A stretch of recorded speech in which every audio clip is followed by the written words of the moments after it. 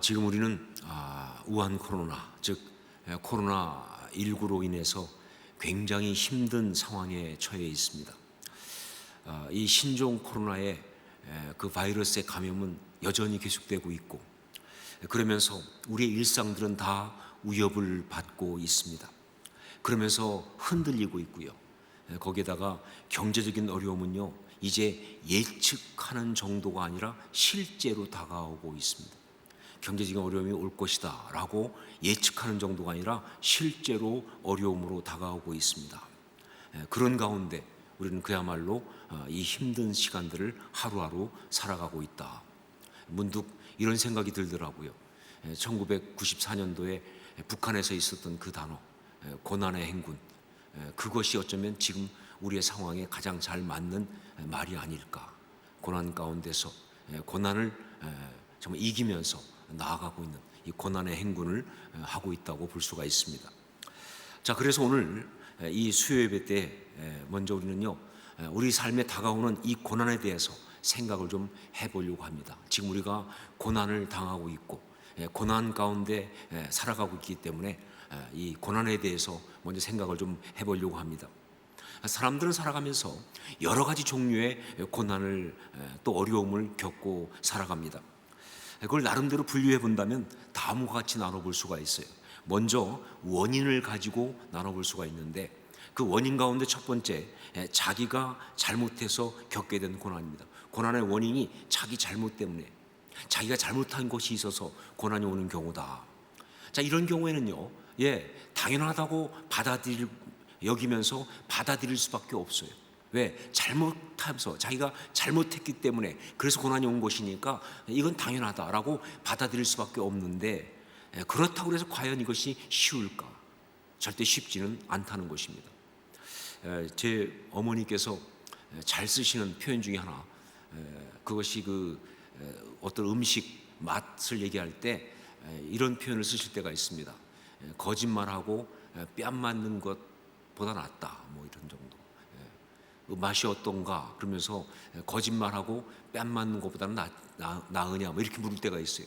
이게 무슨 얘기냐면요, 그러니까 음식의 맛은 없는데 그렇다고 해서 뭐 안 먹을 수 없는 뭐 이런 걸 표현하는 거거든요. 거짓말하고 뺨을 맞으면 얼마나 참 할 말이 없죠, 그렇죠? 맞아요, 거짓말한 게 있으니까. 그렇다고 해서 뭐 맛있거나 뭐 괜찮은 건 아니에요. 굉장히 아주 찝찝하고 힘들고 그럴 거예요. 하지만 또 뭐 달리 할 말이 없는 뭐 이런 상황. 사실 이런 것들 같은 것이 바로 자기가 잘못한 것 때문에 고난을 겪을 때 어떤 그런 마음이 아닐까. 당연하게 어쩔 수 없이 받기는 하지만 쉽지는 않습니다. 사실 이런 종류의 이런 고난은요, 현실적인 어려움만 오는 게 아니에요. 동시에 그러면서 우리 마음속에 어떤 자책감, 자괴감이 온다는, 그런 면에서 이중적인 고난이다라고 말할 수도 있는 그런 것이 바로 우리 고난의 이 부분에 해당하는 거예요. 자, 그런데 또 원인을 볼 때 또 한 가지가 있죠. 뭐냐면 그 반대로 잘못한 것도 없는데 찾아온 고난입니다. 특별히 내가 잘못한 것이 없는데 고난이 온 거예요. 정말 그때는요, 다 억울합니다. 잘못한 거라도 있으면 너무 당연하게 받아들이겠지만 잘못한 것도 없는데 이 고난이 왔다, 억울하다, 그런 얘기예요. 그런데 이렇게 되게 되면요, 많은 사람들이 어떤 마음이 드느냐, 다른 사람을 비난하고 싶은 마음이 들어요. 그러면서 누구 때문에, 이건 누구 때문에 고난이 왔다라고 다른 사람을 비난하고, 그러면서 또 들어오는 것이 뭐냐, 하나님을 원망할 수가 있어요. 하나님은 왜? 하나님을 원망할 수가 있어요. 그러니까 이것은요, 실제적인 고난을 당하면서 거기에다가 동시에 관계와 믿음을 흔드는 아주 심각한 어떤 후유증이 함께 오고 있는 그러한 고난이라고 볼 수가 있어요. 제가 볼 때 지금 이 코로나19로 인한 고난은 거의 여기에 많이 해당한다 하는 것이죠. 이래서 무서운 거예요. 이 코로나19로 인한 고난이 바로 거의 여기에 많이 해당하기 때문에 참 어려운 것입니다.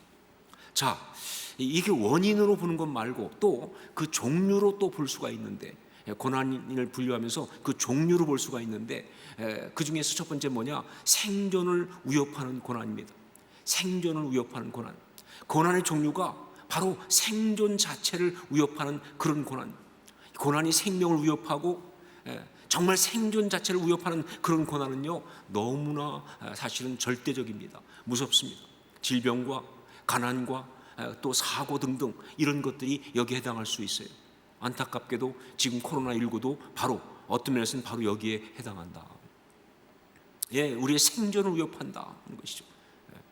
그런 고난이 있을 수 있어요. 자, 그런데 그것만 있는 것이 아니라 종류로는 또 하나 볼 수 있는 게 바로 뭐냐? 행복을 위협하는 고난입니다. 생존까지는 아닌데 우리의 삶의 행복을 위협한다. 사람들은 정말 행복하게 살기 원하지요. 그런데 그걸 할 수 없게 하는 고난들, 이것도 고난이에요. 예를 들면 불편함이에요. 뭐 그렇다고 해서 죽을 건 아니지만 정말 불편한 거예요. 그리고 어떤 상대적 박탈감, 내가 아주 없는 건 아닌데 그러나 상대적으로 없는 것 같은 박탈감, 그리고 상대적 열등감, 뭐 이런 것들이 여기에 해당할 것입니다. 사실 이것들은요, 실제적이라기보다는 심리적인 고난이 많고, 그러면서 관계의 어려움이나 이 내면적 어떤 고통들이 많이 오게 됩니다. 자, 그런데 제가 보니까 이 코로나19로 인한 고난이 또 상당 부분 여기에 해당해요. 이것이 정말 우리의 행복을 위협하는 그런 고난으로 오고 있다는 것, 또 이것도 부인할 수 없는 사실이죠. 자, 이런 식으로 말이죠, 고난에 대해서 우리가 지금 나눠봤습니다. 자, 그런데 사실 이렇게만 나눌 수 있는 게 아니죠. 고난은 생각보다 광범위합니다. 정말 불교에서는 108번뇌란 말을 쓰지 않습니까? 108번뇌. 그런 것처럼 말이죠, 이 고난의 원인은요 108가지 정도가 아니라 수도 없이 많은 거예요. 우리 마음속에 있어요. 그러면서 상황 속에서 벌어집니다. 이게 바로 어떤 그 고난이고, 그것이 바로 어쩌면 삶이라고 말할 수밖에 없는 게, 이게 우리 삶의 어려움이죠. 자, 그런데 이렇게 고난은 다양해 보이고, 이렇게 고난은 정말 종잡을 수 없는 것처럼 그렇게 보이지만, 그러나 한 가지, 어떤 종류의 고난이든지 한 가지의 공통점을 가지고 있다는 걸 우리는 알 수가 있어요. 그게 뭐냐? 어떤 종류의 고난이든 간에, 어떤 원인으로 오는 고난이든 간에 모든 고난은 다 사망, 즉 죽음의 세력이라는 것입니다. 고난은 바로 죽음의 세력이다 하는 겁니다. 어떤 식이든 간에 고난은 죽음의 영향력, 죽음의 세력이라는 거예요. 저는요, 고난에 대해서 철저하게 이원론적인 생각을 가지고 있습니다. 우리 하나님은 자녀들에게 기쁨과 행복을 주시는 분이시다 하는 거예요. 우리 하나님은 자녀들에게 기쁨과 행복을 주시는 분이시다. 그리고 마귀, 즉 죄는 우리에게 고난을 주는 존재다 하는 겁니다. 죄는 우리에게 고난을 주는 존재다 하는 거예요. 그러니까 모든 고난은 마귀가 주는 거예요. 모든 고난은 죄가 주는 거예요. 자, 그렇기 때문에 저는 여기서 또 이렇게 믿습니다. 뭐냐? 마귀가 아무리 우리에게 고난을 주려고 해도요, 우리 하나님이 다 막으실 수 있다는 겁니다. 마귀가, 죄가 우리한테 아무리 고난을 줘도 우리 하나님께서 다 그걸 막아주실 수 있다는 거예요. 왜? 하나님은 우리를 행복하게 하시는 분이시니까, 하나님은 우리를 기쁘게 하시는 분이시니까 다 막아주실 수 있다는 거예요. 그러나 두 가지 면에서는 예외가 있을 수 있다 하는 것이 문제가 됩니다. 그러나 두 가지 면에서는 예외가 될 수 있다. 하나가 뭐냐? 우리의 내면에서 우리의 죄가 그 고난을 불러들이는 경우입니다. 그 고난이 우리의 내면에 있는 죄 때문에 왔을 때, 이런 경우는요, 우리 하나님께서 그 고난을 막아주시지 않습니다. 왜 막아주시지 않느냐? 이유는 그렇게 할 수가 없어서예요. 왜냐하면요, 만약에 이런 상황에서도 그냥 하나님께 고난을 무조건 막아주시면요, 이건 우선 먼저 하나님의 공의를 스스로 무너뜨리시는 것이 돼요.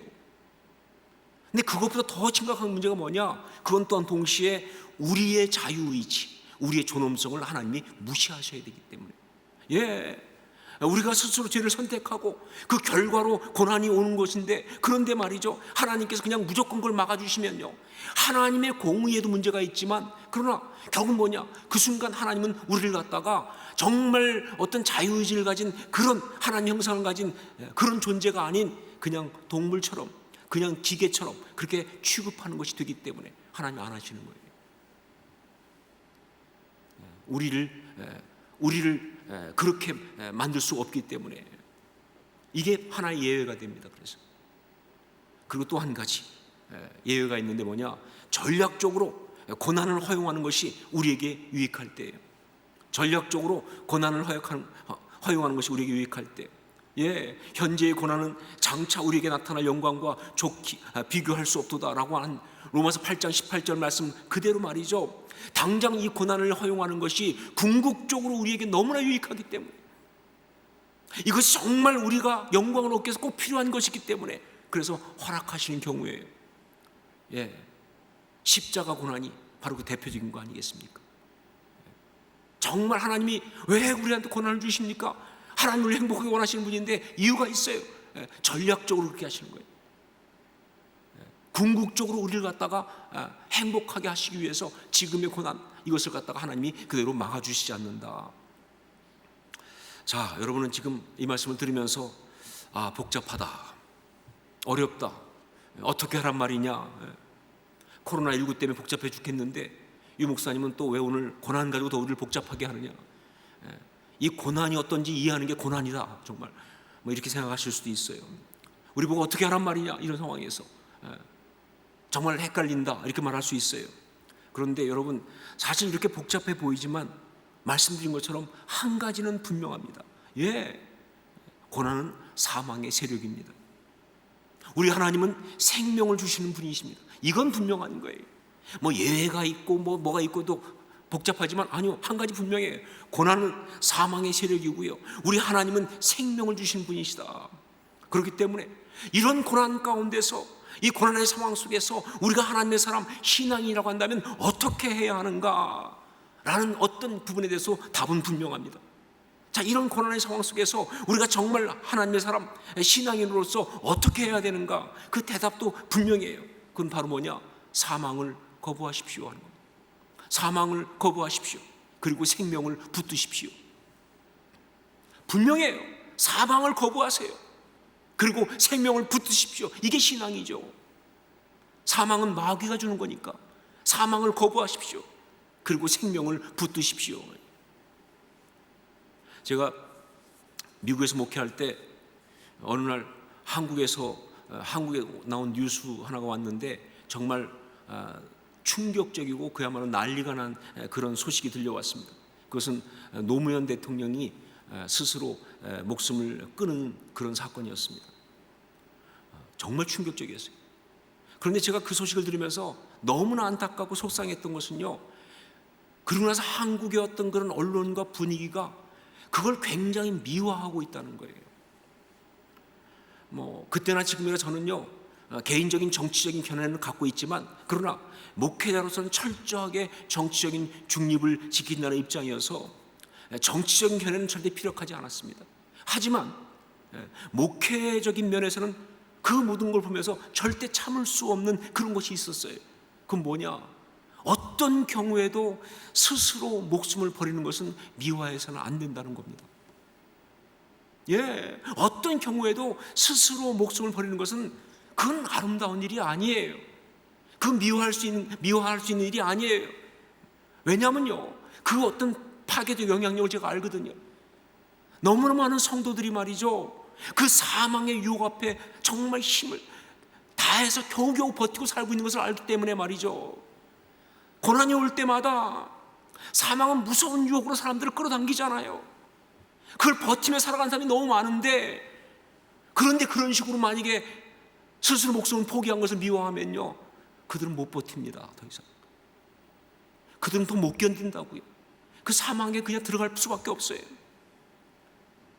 제가 그래서 너무나 속상해가지고, 그래서 그때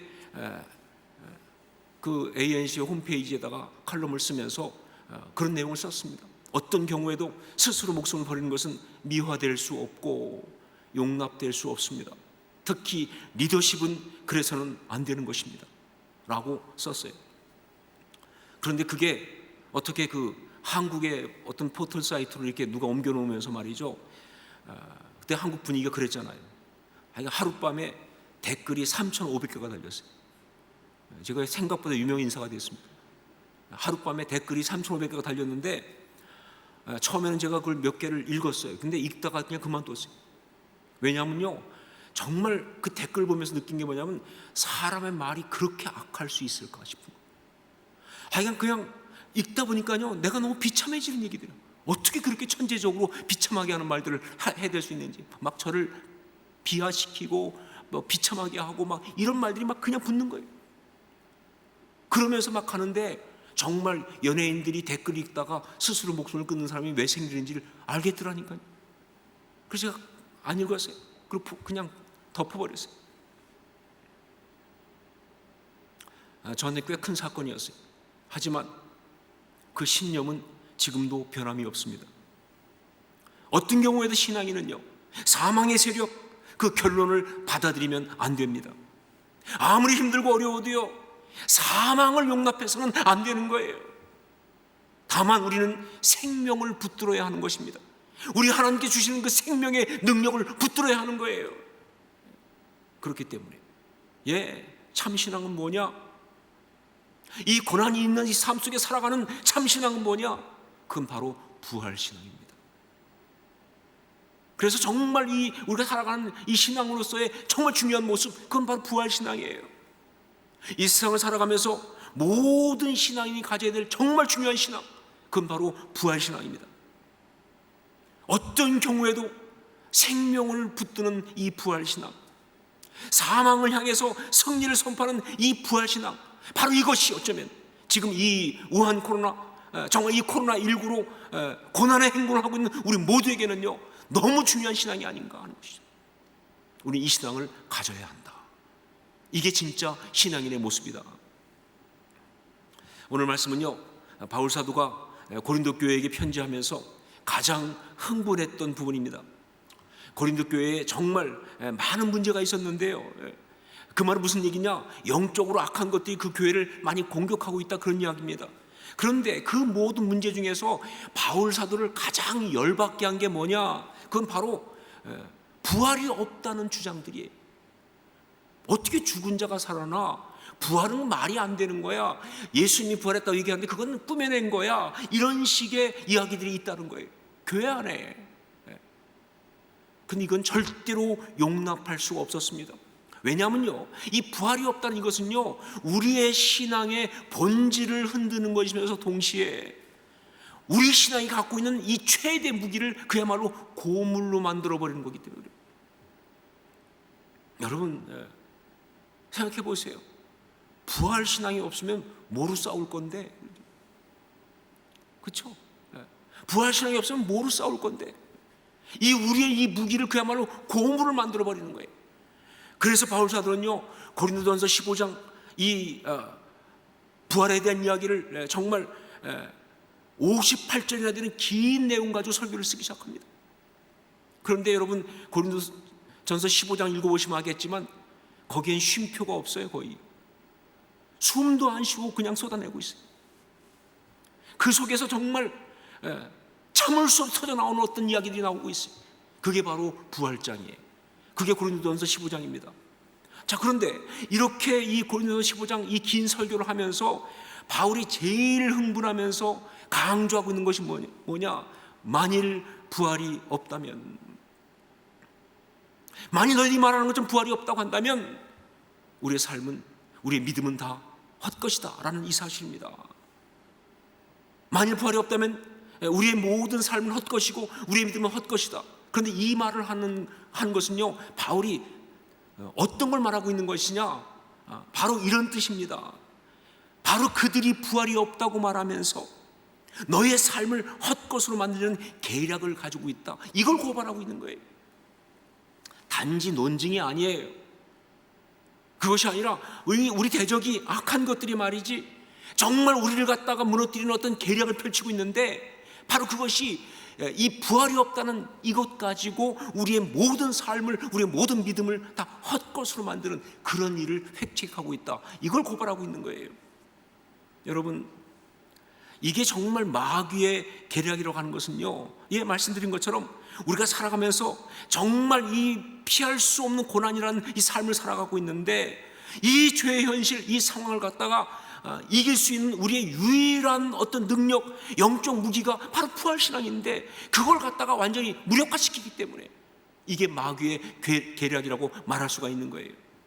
여러분, 우리의 신앙이 삶의 고난과 어려움에 대해서 아무런 대답을 줄 수 없다면, 우리의 신앙이 지금 이 코로나19 이 사태에 대해서 아무런 대답을 줄 수 없다면, 이것 때문에 다치는 모든 이야기에 대해서 아무런 대답을 줄 수 없다고 한다면 우리 신앙은 가짜죠. 우리 신앙은 헛것이죠.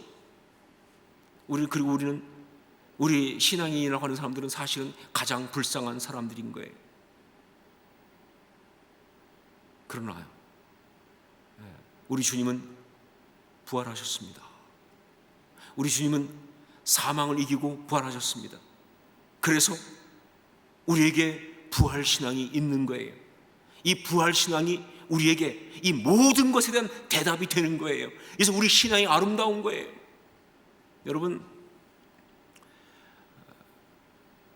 성탄의 사건은요, 하나님께서 당신의 사랑하는 자녀들을 잊지 않으시고 찾아오셨다고 하는 사랑의 메시지라고 할 수 있어요. 친히 육신을 입고 찾아오신 것이니까. 그렇다면 이 부활의 역사는요, 세상 모든 고난과 어려움, 죄와 사망에 대해서 하나님의 자녀는 반드시 이길 수 있다는 승리의 메시지예요. 이 메시지는요, 영적 전쟁을 이기기 위해서 너무나 중요한 거예요. 바로 이 메시지가 주어진 거예요. 바로 이런 면에서 본다면 이 부활장인 고린도전서 15장 가운데서 20절은요, 그야말로 금빛 나는 것으로 하이라이트를 치고 싶은 만큼 소중한 구절입니다. 정말 타협 없이 선포하고 있는 말씀. 우리 20절 말씀을 함께 읽도록 하겠습니다. 같이 읽습니다. 그러나 이제 그리스도께서 죽은 자 가운데서 다시 살아나사 잠자는 자들의 첫 열매가 되셨도다.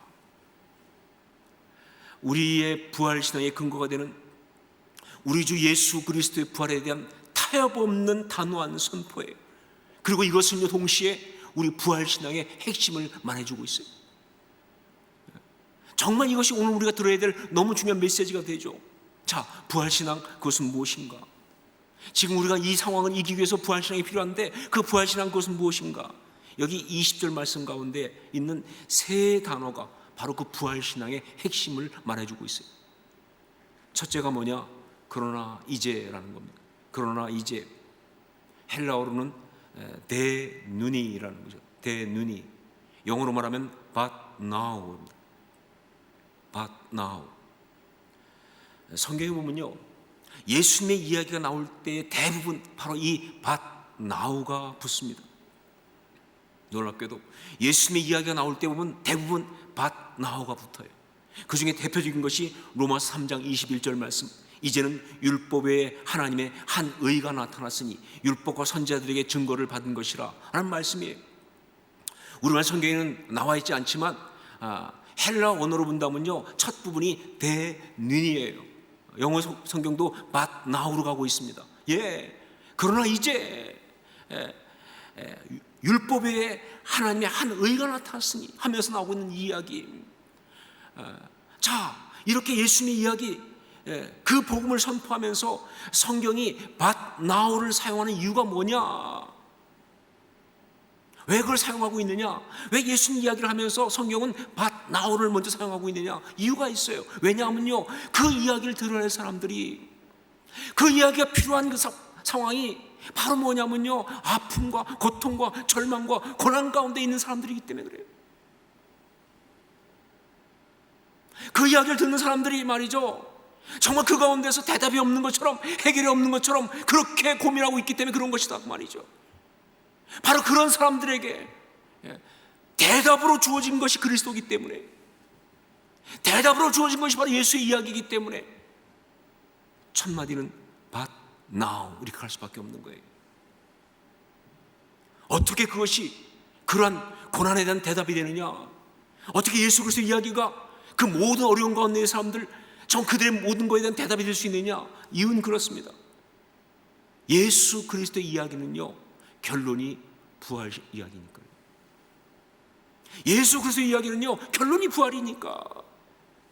그러므로 그 예수 그리스도의 이야기를 듣고 그것을 갖다 받아들이는 신앙은 바로 뭐냐? 부활 신앙이니까. 그러니까 이것이 바로 대답이 되는 것이고요. 바로 그 대답을 주기 위해서 역전, 그 상황을 뒤집는 역전, but now가 나오는 거예요. 여러분, 그래요. 예수 그리스도는요, 우리의 상황과 마음, 모든 어려움과 고난을 뒤집는 하나님의 역전입니다. 아무리 어려워도, 아무리 힘들어도, 감당할 수 없어도, 마음이 상할 대로 상해서 이젠 나도 내 이 마음을 갖다가 정말 되돌릴 수 없다고 그렇게 생각이 된다 할지라도, 망신을 당할 대로 다 당했습니다. 정말 자존심 구겨질 때 다 구겨졌습니다. 이젠 정말 어떻게 할 수 있는 아무것도 보이지 않습니다. 정말 소망이 없다 여기는 그런 상황이 되어도, 거기서 말이죠, 예수 그리스도의 그 십자가, 그 부활의 능력을 붙들고 말이죠, 그러나 but now 이야기를 쓸 수 있는 사람이 부활신앙이에요. 그게 부활신앙이에요. 예, 상황은 객관적으로 볼 때는 다 끝났다고 말할지 모르겠습니다. 그런데 그 상황 속에서 그래도 말이죠, 예수 그리스도의 그 십자가, 그 부활을 붙들고 그 주의 능력 가운데서 but now 그 이야기를 쓸 수 있는 사람들이, 그게 부활신앙이에요. 부활신앙의 첫 번째 특징은 바로 이것입니다. 그러나 이제, 이야기가 이게 부활신앙이에요. 그러나 이제 우리들의 이야기가, 우리 상황이 지나온 것들이 여러 가지가 너무 암담하지만, 그러나 이제, 이게 부활신앙이에요. 그러나 이제, 전 여러분이 바로 그런 스토리를 쓸 수 있기를 주의 이름으로 축원합니다. 부활신앙이에요. 두 번째, 여기 나온 단어는 뭐냐? 부활신앙 말해주는 중요한 단어, 다시 살아나사. 다시 살아나사. 헬라어로는 이것이 에게이로라는 말이죠. 에게이로. 그대로 번역하면 일어나다 하는 뜻입니다. 일어나다. 그래요. 부활신앙은 일어나는 신앙입니다. 그런데 그것도 그냥 보통 가만히 일어나는 것이 아니라 분연히 떨치고 일어나는 것입니다. 이 에게이로라고 하는 말에는요, 잠에서 깬다는 뜻이 있어요. 영적으로 자극을 도전받아서 잠에서 깨는 겁니다. 죽음과 고통은 영적 침체를 가져와요. 정말 내 마음이 무너지고 나면요, 정말 그 모든 것을 그냥 우리가 빠져버리는 거예요. 여러분, 정말 무서운 게 뭔지 아세요? 죄 때문에 고통당하는 것이 아니라 진짜 무서운 거 뭐냐면 거기에 그냥 자리 잡는 거예요. 그냥 그러고 살아도 그냥 이것이 운명인가 보다, 그러고 그냥 주저앉는 거예요. 그냥 주저앉으면요, 그건 그냥 끝나는 거예요. 그런데 부활신앙은 바로 뭐냐? 그렇게 주저앉아 있다가 벌떡 일어나는 거예요. 분명히 일어나는 것입니다. 난 이렇게 살지 않겠다. 예, 부활신앙은 그거예요. 나는 이렇게 살지 않을 것이다. 이게 내가 있을 자리가 아니야. 내가 정말 죽는 한이 있어도 나는 결코 이걸 받아들일 수 없어. 분연히 이 자리에서 일어나는 거예요. 그러면서 부활신앙은 또 뭐냐? 그렇게 일어나서 하나님께서 내게 주신 그 아름다운 것들을 지키는 신앙입니다. 이 에게이로라는 말에는요, 어떤 뜻이 또 있냐면요, 벽을 세운다는 의미가 있어요. 그러니까 그냥 일어나는 것 정도로 끝나는 것이 아니라 일어나서 벽을 세우는 거예요. 정말 무너진 삶과 마음의 울타리 벽을 세우는 거예요. 그래서 하나님 주신 이 귀한 것을 지키는 거예요. 삶 가운데 고난을 받아서 완전히 무너졌던 분의 간증을 들은 적이 있습니다. 이분은요, 참 여러 가지로 참 나름 괜찮은 분인데 그만 도박에 빠져가지고 완전히 무너졌어요. 한두 번도 아니고 몇 번 그러고 나니까 이제는 현실적인 것뿐 아니라 그의 존엄성, 가치까지 다 박살났어요. 가족들한테도 버림받았습니다. 주위의 시선에서 완전히 정말 배척당하는 그런 상황이 왔습니다. 그런 상황 속에서 사실은 갈 곳이 없어서 어떻게 하다가 어느 기도원에서 하는 영성순례를 참석을 했어요. 그래 앉아가지고 있는데 무슨 은혜가 되겠습니까? 마음이 완전히 바닥인데. 그래가지고 그냥 죽을 생각밖에 안 하고 있어. 어떻게 죽을까? 나는 살 수 없다. 이러고 앉아 있는데, 그런데 그렇게 쭉 영성순례가 진행되고 있는 중에서 어느 날 찬양 하나가 그를 살렸어요. 그분 자체가 찬양을 좋아하기도 하지만 정말 하나님이 그를 준비한 찬양이 있었어요. 그것이 영국의 유명한 CCM 사역자인 크리스 보워터라는 분이 만든 찬양입니다. 그게 예수의 이름으로 나는 일어서리라 하는 찬양이었어요. 예수의 이름으로 나는 일어서리라. 예수의 이름으로 나는 일어서리라. 주가 주신 능력으로 나는 일어서리라. 원수가 날 향해 와도 쓰러지지 않으리. 주가 주신 능력으로, 주가 주신 능력으로, 주가 주신 능력으로 일어서리. 가사 하나하나가 그에게 다가오고 있어요. 가사 하나하나가 능력이 되기 시작했습니다. 통곡하면서 그 찬양을 부르면서 그 자리에서 일어선 거예요. 예, 이게 부활신앙입니다. 이게 부활신앙입니다. 우리 대적이 고난을 통해서 우리를 무너뜨리고, 그래서 우리는 그대로 거기 그냥 포기하고 주저앉아 있을 때, 그때 다시 한번 그 자리에서 분연히 일어나서 하나님을 바라보고 하나님 앞에서 이 소중한 것을 나는 지키겠다고 선포하고 나가는 그 신앙, 이게 부활신앙이에요. 다시 일어난다는 것, 이게 부활신앙이에요. 정말 다시 일어나서 영적인 가드를 올리고. 저는 복싱 경기할 때 그때 정말 어떤 데는 정말 감동이 올 때가 있어요. 다운됐습니다. 그런데 그냥 끝나는 게 아니라 다시 일어나서 그 다음에 제일 먼저 하는 일이 뭡니까? 가드를 올리기 시작. 다시 가드를 올리고 싸우겠다. 싸울 수 있다. 지키겠다. 그게 바로 부활신앙이에요. 주님이 주신 이 소중한 것 절대로 포기할 수 없다. 난 이걸 지킬 것이다. 이게 부활신앙이에요. 세 번째, 또 한 단어는 뭐냐? 첫 열매라는 겁니다. 첫 열매. 잠자는 자들의 첫 열매가 되셨도다 하는 말씀이 나오는 이 첫 열매. 여러분, 부활신앙이 우리한테 가능한 것은요, 전적으로 우리 주님 예수 그리스도 그분 때문입니다. 그러니까 이렇게 말할 수 있어요. 부활신앙을 갖는다는 게 뭐냐? 그게 바로 가장 예수님처럼 살아가는 거예요. 우리가 알잖아요. 신앙생활을 잘하는 게 뭐냐? 예수님처럼 살아가는 것. 그리스도인들은 누구냐? 예수님 짤이에요. 이 삶 속에서 예수님이 되는 거예요. 우리가 예수님처럼 살아가는, 그게 제자 아닙니까? 그런데 여러분, 정말 그리스도 우리 주님처럼 살아가는 모습의 가장 중요한 것이 바로 뭐냐? 부활신앙을 갖는 거예요.